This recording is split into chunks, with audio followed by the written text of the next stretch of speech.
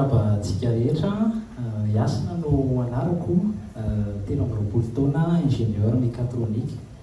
Za no nanorina ny orinasa R Mechatronics. Inona moa io orinasa R Mechatronics io? Izy ity dia orinasa misehatra amin'ny resaka fanamboarana drone sy fampiasana drone eto Madagasikara. Marina moa fa natambatra teto Madagasikara daholo ireto pièces reto ary programmation sy algorithme eto Madagasikara. Mahafantatra an'izany atao hoe drone daholo izany ve aloha isika rehetra? Matetika moa rehefa miteny hoe drone dia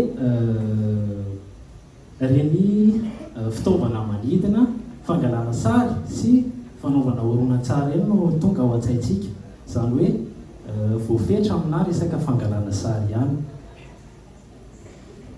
Fa ny orinasa R Mechatronics dia afaka manamboatra drone izay azo ampiasaina ankoatra ny fangalana sary sy ny fanaovana vidéo, izany hoe azo anaovana ny resaka cartographie izay efa miasa izany eto Madagasikara amin'izao fotoana izao. Misy koa ny fitaterana fanafody amin'ny alalan'ny drone amin'izao fotoana izao.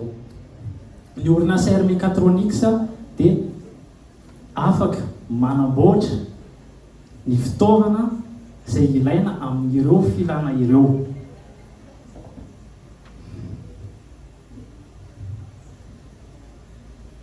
Hita amin'ny sary eto moa sy ity manoloana ity ireo fitaovana izay vokarin'ny R Mechatronics dia marina moa fa manana tetikasa isehatra amin'izay resaka fitaterana izay ny R Mechatronics, ka ny teti-bola izay ilainay dia manodidina ny 500 tapitrisa ariary eo mba entinay anatanterana izay tetikasa izay sy amoronana asa ho an'ireo tanora.